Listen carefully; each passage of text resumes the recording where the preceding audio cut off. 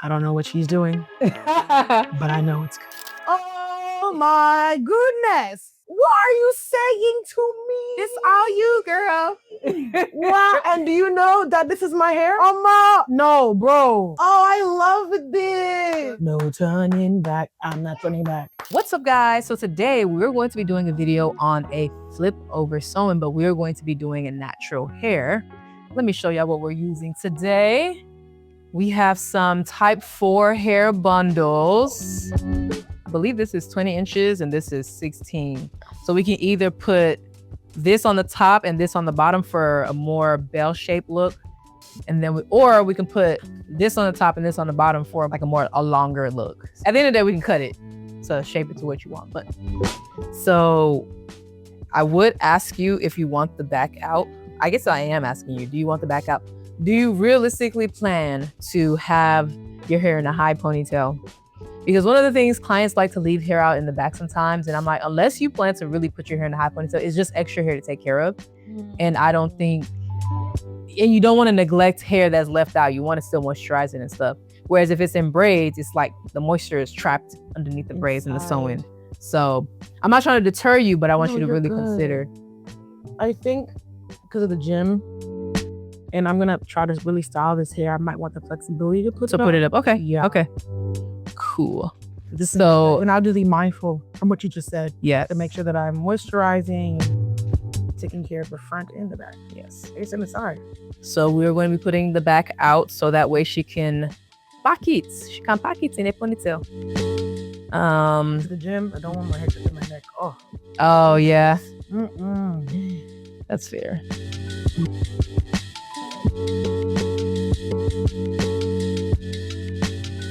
Okay, so one of my friends put me onto this, one of my hairstylist friends. She said that she likes to use human hair to do the braid down because it eliminates any issues when it comes to people being allergic to synthetic hair.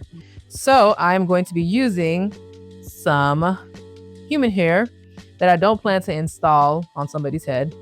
Sometimes I use this in the back because this is hair that I got as a sample and I didn't love the quality. Because, you know, Cis 13 hair is already super bleached, so it sometimes can be a little on the more damaged side. But if it's a good quality vendor, then you're good. But this vendor kind of did me wrong. So anyway, with that being said, it's great braiding hair, and I try to use it in the back.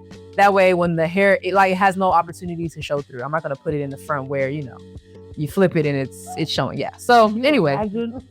Yeah, terrible. Would not do that to my clients. And then there are some bundles that I've tested from vendors and I just didn't end up using it because I didn't like them enough to sell.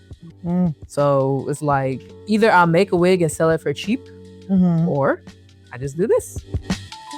And I'm looking forward to it. I think that I'm gonna get perm rods and try to practice styles I would do on my actual hair. That's okay. It's like a training wheels. Yeah, no, facts. I'm gonna take care of it like it's my own hair. I tell people that all the time. Just get you some kinky curly extensions and just play with that. And play with it. It's it may not be your exact hair, even though this hair is pretty darn close. It's no, I said, it's as if she went inside my hair shafts. Yeah. I'm with it. The only thing, and I'm sure people might disagree with me on this, but unfortunately, I don't feel like kinky curly hair was as popular until this year. I've been selling kinky curly hair for a very long time. Really? And I feel like it didn't become super popular. Because obviously there's other large hair companies that sell kinky curly hair. I just feel like it blew up more when people saw that there was a flip over sew-in option. And the funny thing is, I'm like, man, I've been doing flip over wigs since pandemic. That's honestly one of the things that got me through pandemic, because once they shut the salons down, I'm like, well, dang, how am I gonna make some cash? Right. And me and my assistant, we decided, well, I had always been thinking about doing flip over, and that was a catalyst. It was just like, you either do this or don't, but you ain't gonna make no money otherwise. And it was a hit. People loved it. Because it looks like the reason why I don't do weaves, well, one, they be itchy. But wigs in particular is because they look like wigs. For some people. I think there are people that are more skilled, that take their time and really master the craft of how wigs To look apply on the them. wig, yeah. Yes. However, in my experience, I've seen wigs that are like, like I know it's a wig, but that looks like a wig. Yeah. So like even this opportunity, the fact that it's flip over and it can, as someone who loves her natural hair a lot, for it to feel like it's my own hair, I love that. Yeah. I truly do. I actually put people in, is it 2 or 3 categories? There are people who wear wigs and they don't care if it looks like a wig. True. There are people who wear wigs and they know it looks like a wig in the sense of, we know her hair is not 30 inches, but she needs to make sure that thing is laid. Yeah. Like her wig is gonna look really, really good. And that's okay. Yeah. It's good. Yeah. But we know she's not having blonde hair, right? And then there is a third person. They do not want their hair to look like a wig, even if it's a wig. So I always try to gauge what my client, I feel like I tend to get people who are the third option. Me, I'm 3-year-old, please. Which is fine. But funny thing is, I don't think that's the typical Houston demographic. I could be wrong. Because I feel like mostly Houston people want to be va-va-voom. Not every single day, but they do like a good bust down. Yeah. Want that bust down. They're looking good. Yeah. I feel like my clients, they want bust down for an event, not for everyday life. And I know bust down, listen, I love a good bust down too. I think it looks fantastic. HED, where are you going? Yeah, where are we going?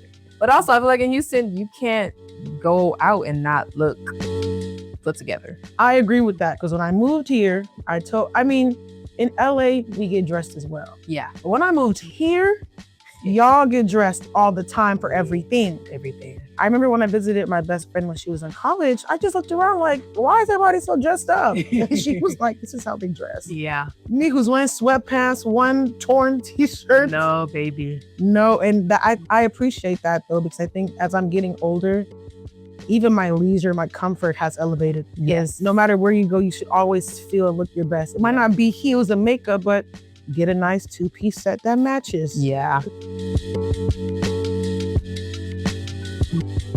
So right now I'm going to finish off the rest of this with a, I guess, beehive pattern. And then we're going to follow that with a sewing net. I like to use a flexible sewing net. Let me actually show you guys what I'm talking about. Is it going to be itchy? No, I don't think it will be.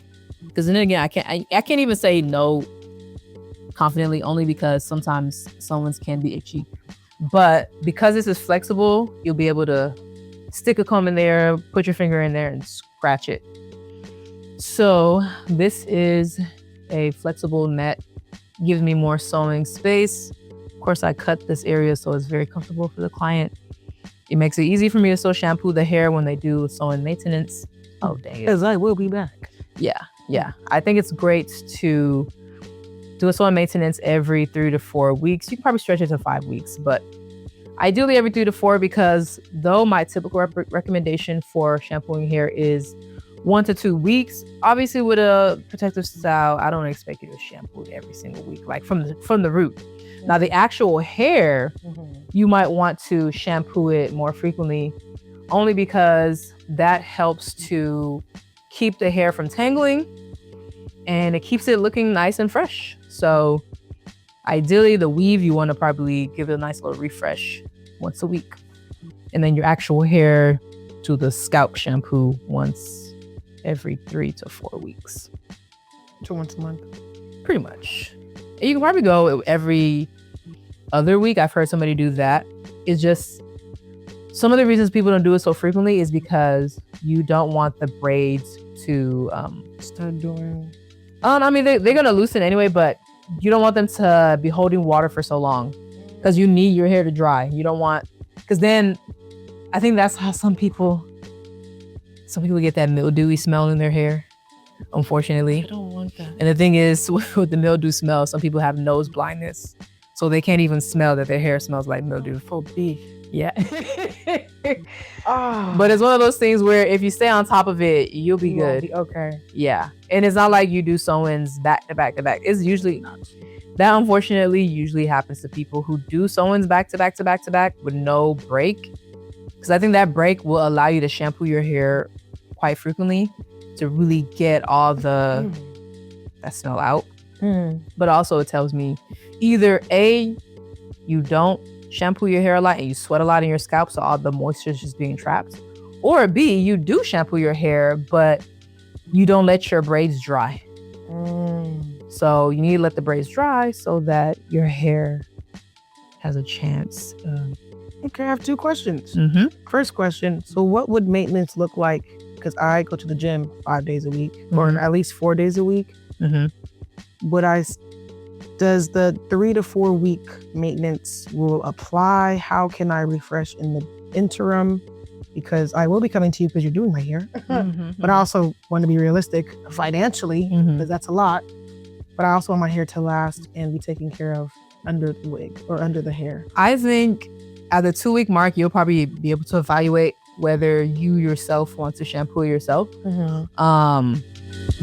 Or you can come and while I'm doing it, I can tell you what I'm doing. So that way it's easier for you to replicate at home. And do it at home. Okay, so that first time, like really come and like. Yeah, usually I don't even know why I said it for you to do it the first time. Let me do it the first time. I wasn't. And then once you've learned some tips and tricks, then you can do it yourself confidently. Or maybe not so confidently, but at the end of the day, you're gonna have to learn if you want to be the person to participate in your own hair care. It's true. But yeah, it's really not that difficult, I promise. Like, the key is detangling the curly hair, then using a nozzle, in fact, let me show you. If you use one of these to get in there, in between the tracks. Oh. Yeah. So what I like to do is fill the shampoo up to like here, and the rest of it is just water. Oh. Shake it up.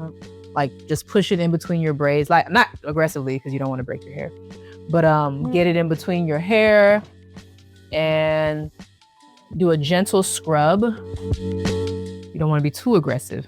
Yeah. Like everything is, you want to be gentle with your hair. Like you don't want to do too much to where your hair is screaming or your strands are breaking. Yeah. Like you still want to be gentle with your hair. But that helps the shampoo to penetrate through the sew-in without struggling and without getting stuck, in the sense of it just sitting there for weeks and never actually washing out fully. That will make sure that it washes out fully. And I always shampoo twice. Okay. Yeah. And then you actually do the same thing with conditioner. With the nozzle as well? For my scalp. For your scalp. So I would put it in. So I like to use a very specific conditioner. I like to use Pureology Hydrate. Number 1, because it's very moisturizing. Number 2, that purple bottle.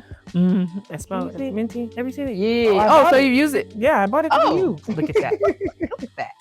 That mint, that scalp stimulation is so fantastic. So nice. It's so good. So nice. Like I actually need to re-up on it. It's so good.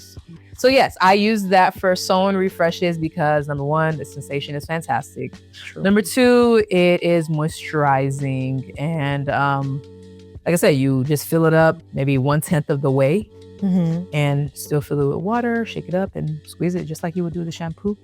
Let it sit for a bit, and good to go. And then I follow that. So before I sit under the dryer, or before I set my clients under the dryer, I actually use a Mika Hydrate leave-in conditioner spray to spray within the tracks or between the tracks. And I really try to make sure that the braids are saturated, so that way, there's leave-in being left on the braids. So there's other things you can probably put, like some people like to put oil. If you had a straight hair sew-in, I wouldn't put oil because that's going to make your roots real greasy. But you can probably get away with that with a curly sew-in if you wanted to oil your scalp. So leave-in conditioner, you can oil your scalp and keep it moving. You don't have to oil your scalp. Oiling your scalp is actually not a necessary step. Okay. But it can help hold some moisture. And you don't have to use a Mika. I like a Mika. I mean, I've used it so many times and I find that it's quite effective.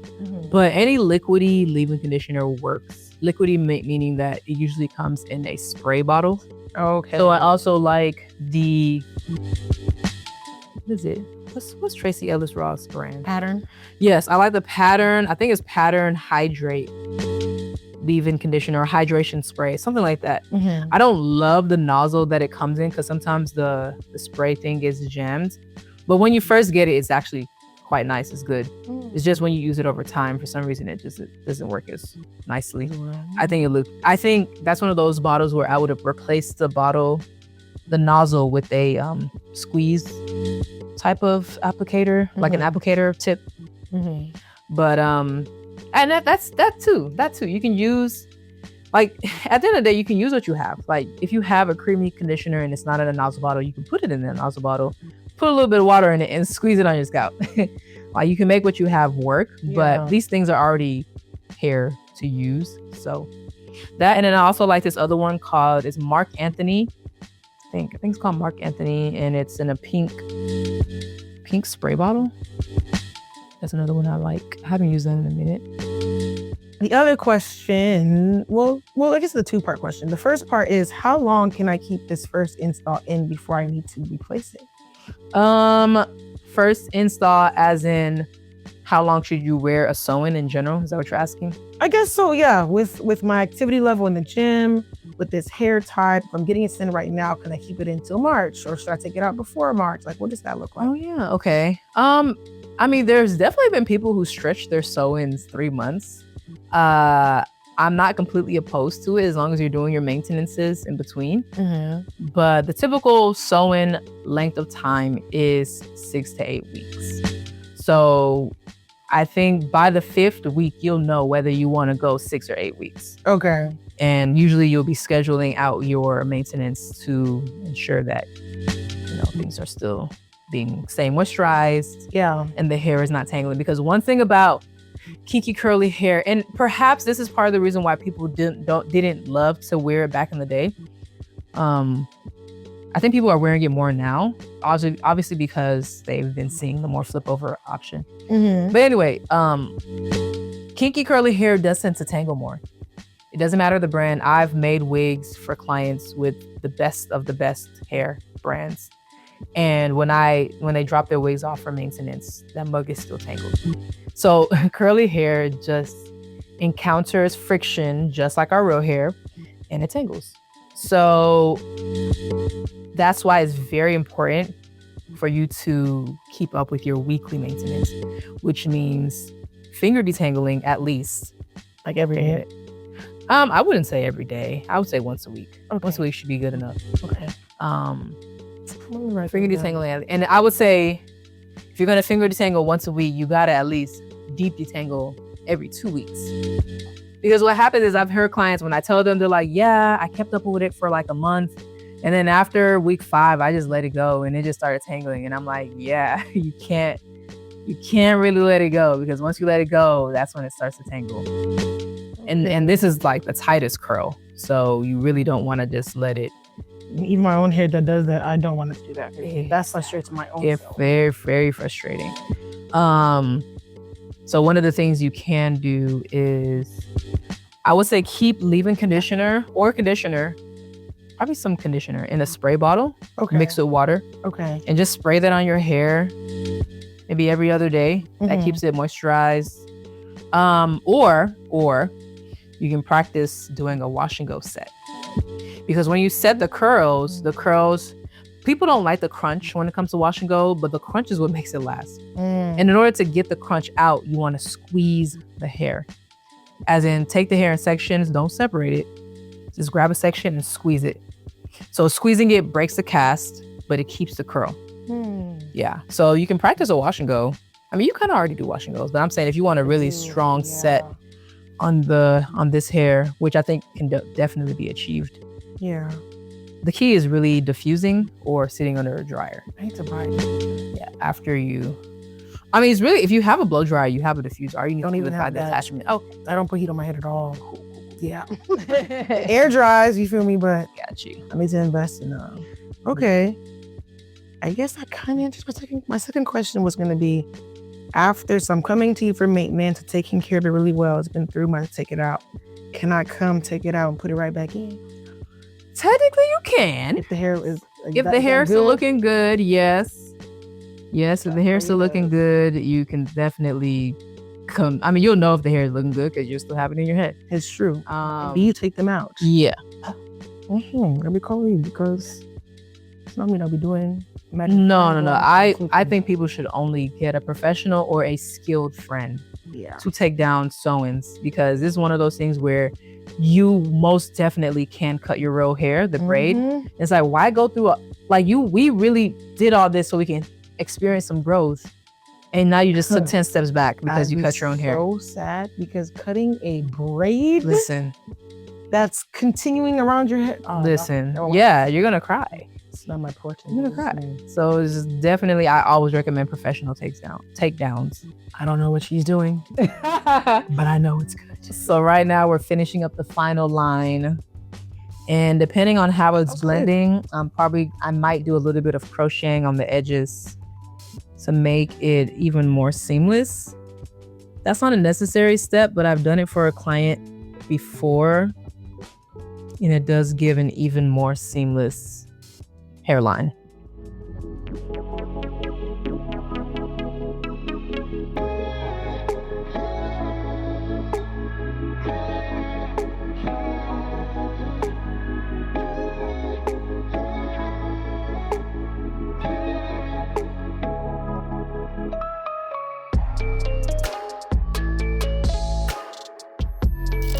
So sometimes I take some here from the bike, pull it under. Oh, like back? You're saying back in a funny way? Yeah, back. He said bike. I said, is that terminology that I had never heard before? So funny. Pretty bike. And then we pull it through again. If you are interested in more of my human hair crochet activities, you can actually check out my online course. I have a course to show you how to do single part crochet and multi-part crochet. And I think if you are a hairstylist, it's a skill that you should definitely have in your back pocket, because people want the human hair, but they don't want to have to cut it off the web. They don't want to have to do leave out. Sometimes they don't want the lace closure. And I think it's a good option, especially for people who don't mind a little volume. Now, if you're working with people who want their hair extra flat, I wouldn't recommend it. But yeah, if they don't mind a little volume, learning human hair crochet is an excellent skill, I think. And it's great for, I would say, Kiki Curly up until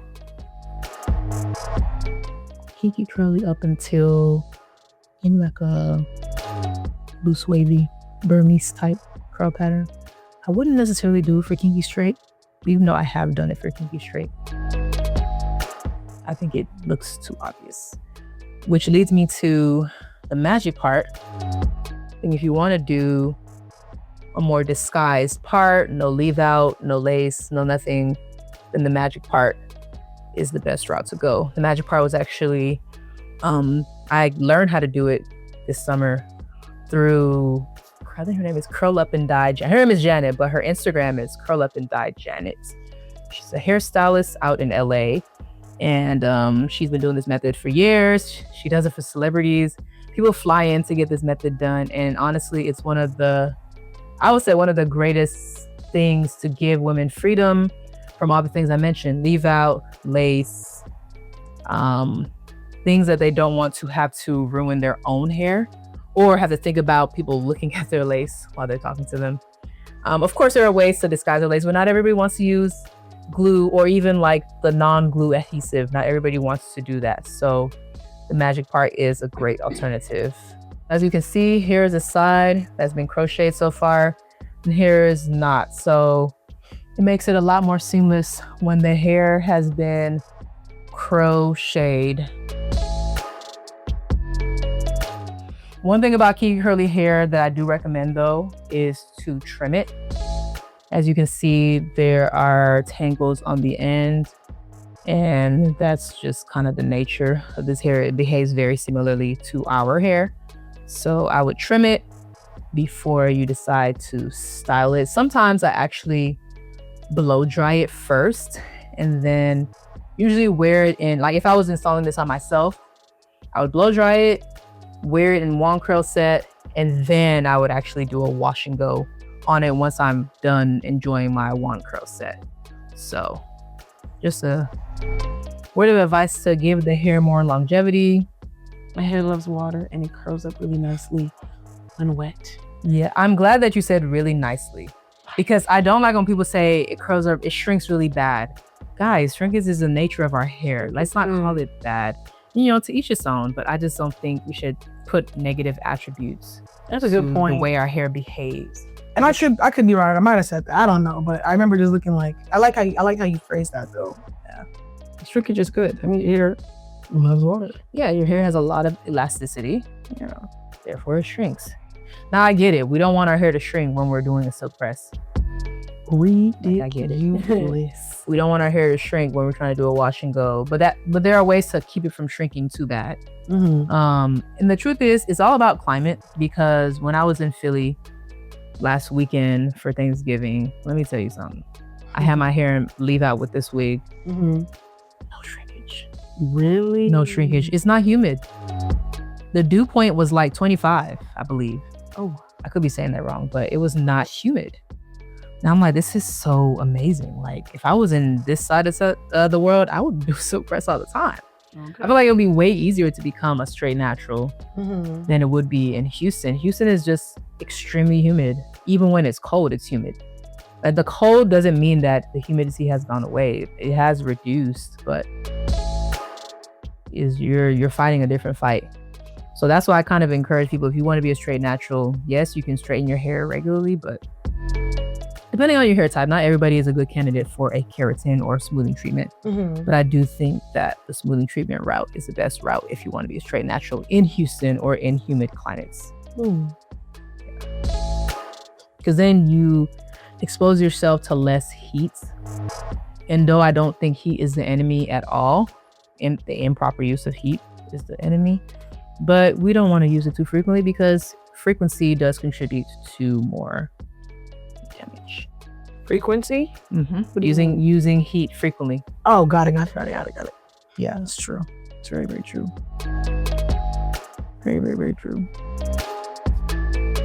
And again, some people are like over it. They don't care. Like, I don't care if my curl pattern goes away. I'm like, that's fine. Hi. But also, I think you should be cognizant of, okay, if your curl pattern goes away, you still want the integrity of your hair to be good, to be healthy. So yeah, you can have loose curls, but I don't think it's good when the hair is completely pin straight. I think when I think of heat damage, I think of when that happens. I don't think, well, if the curl loosens up a little bit, I'm actually okay with that. In a sense of, I don't think that's major heat damage that we should be too concerned about. But when the hair is like distinctly limp and super straight, I think that's when it's a little concerning. Yeah, like your natural curl pattern is gone. Yeah, completely gone. The one that you were born with is gone. Yeah, something's wrong. So now we are on to styling. I am actually thinking I'm gonna blow dry it so I can give it a proper trim. It feels so first. Just give me the light. Oh gosh. Is that what he says? What? Just give me the light. Yes, just give me the light. It feels so fluffy and light.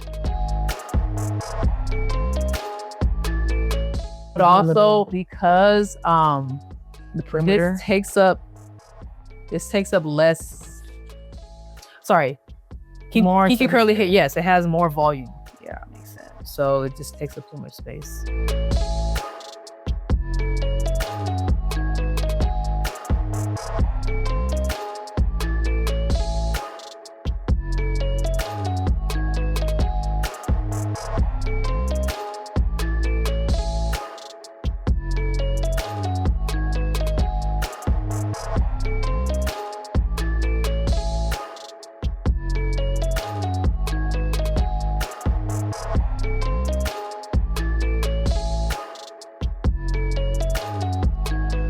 Oh yeah, that's another question. Maintenance, putting it up.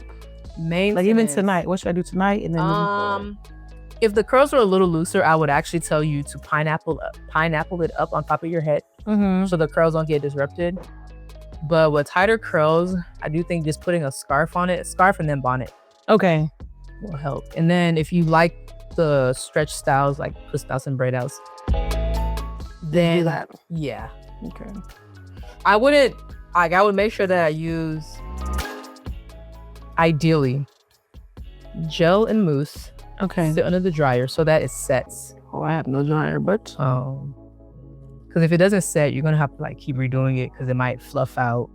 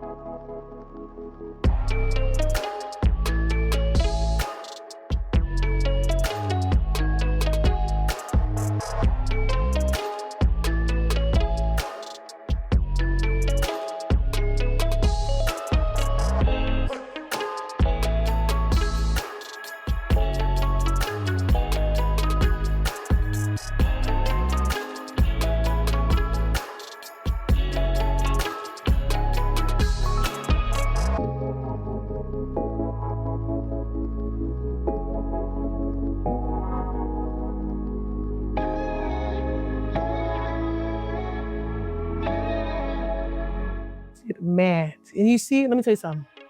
In Jesus' mighty name, my hair will be this long like this forever. Because what I can see in the corner of my eye,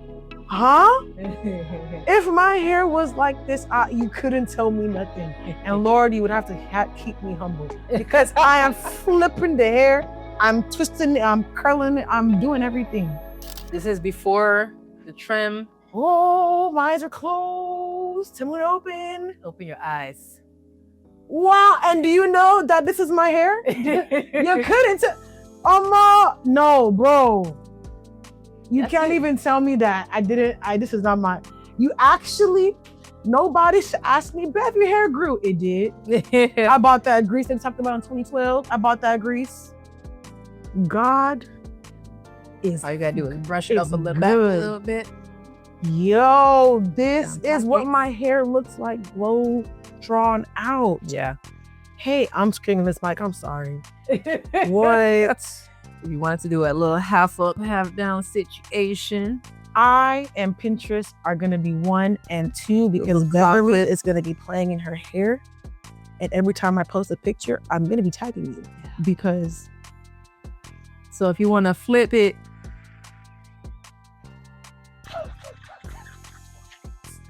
Oh, I love this. So if you want to flip it this way. Oh, this is the style 2026. Nobody can tell me nothing. You want to flip it this way. If you want to flip it. Girl. That way. Or if you want to just. Oh, sweet. I don't even know where the track is. Like.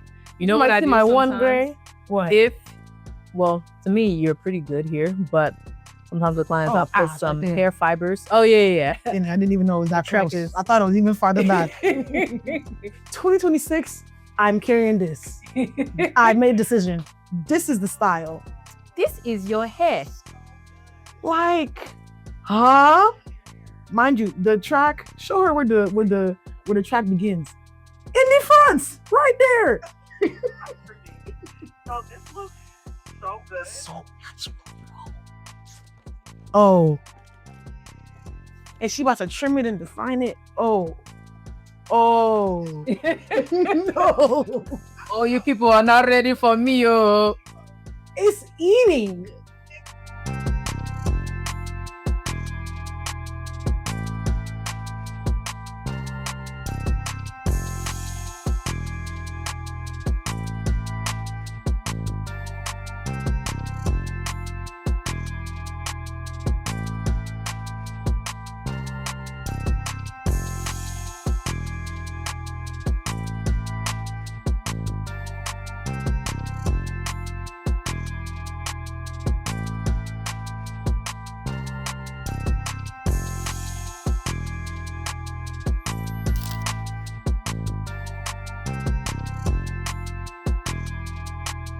Walk me through this process. You wet it. So I wet it, saturated with water. I like to actually use a little bit of conditioner. And so this is the gel. This is the gel. You know, old school YouTube, how they used to be like this. YouTube. This is the gel that I like, Congo. That's the finished one container, but I saturate the hair. Mm-hmm. It's kind of like a wash and go. You want to start with saturated hair, follow it with a gel and mousse, and then you're going to sit under the dryer for a little bit. But for your real hair, you can totally use the gel and mousse. But I would say also focus on having leave-in conditioner on it. Okay, so that is moisturized. Contain moisture, exactly.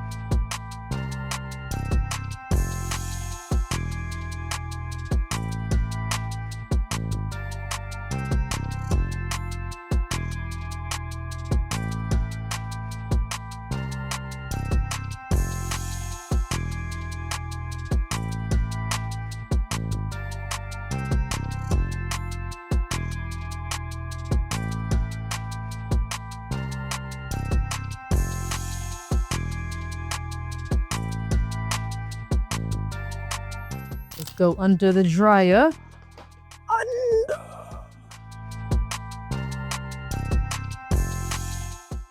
Oh, I'm gonna enjoy this heat. Stretch. You're hilarious. Sometimes people don't like the more stiff look. What I mean when I say squeeze the hair is literally take it and squeeze it. This will break the cast so that it's not as stiff looking. And also shake it. If you wanted to add more volume, put your hands in here and like fluff it out outwardly. I don't think it really needs more volume, but also another thing that you can do, if you wanted to stretch this out and make it elongated, you can hold it and like blow dry it.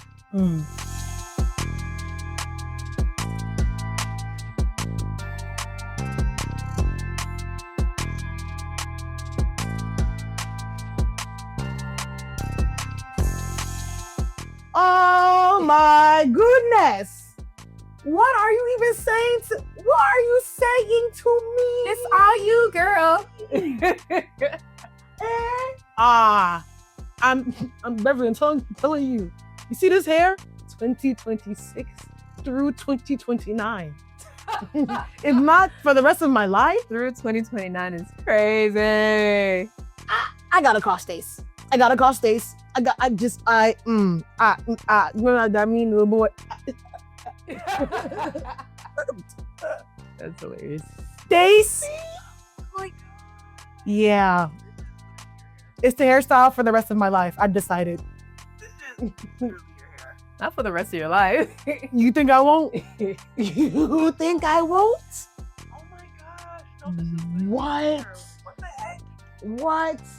I also don't think I've ever seen a curl pattern like this accurate. Like, this is my hair. Can we do it together? What is this? Clock it. Things, the Clark it. Wait, am I doing it right? Honestly, I don't get. I think I get. I'm trying to keep up, but. Huh? Oh, it's over. I have to pray tonight for humility because I can't have pride hit my head because of. Oh my gosh. Proud. Thank you. You as you should. Thank you.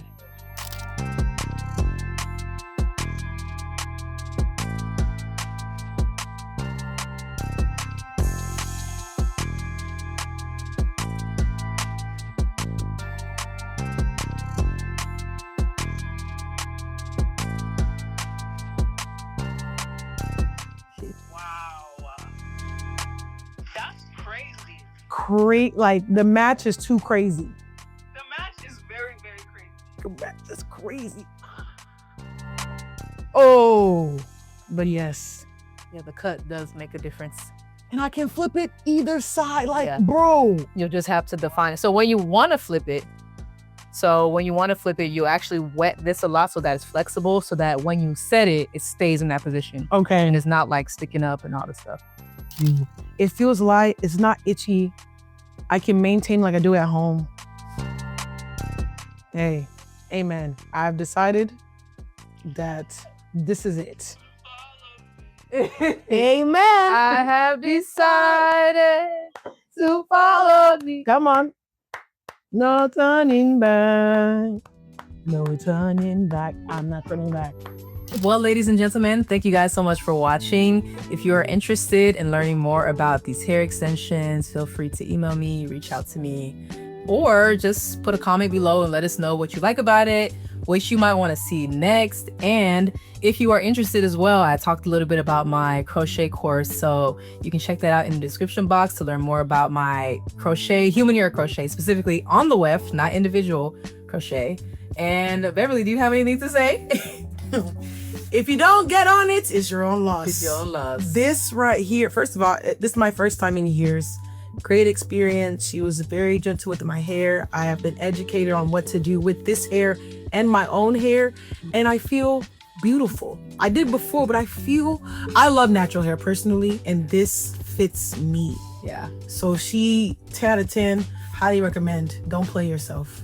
If you're doing buzz down, you can buzz down, but be doing natural too, because oh, get a girl that can do both. look, this is coming out of my scalp. Do you know? If you don't know, now you know. Yes, That is all unfinished. All right, ladies and gentlemen, thank you guys for watching, and I hope to see you next time. Bye.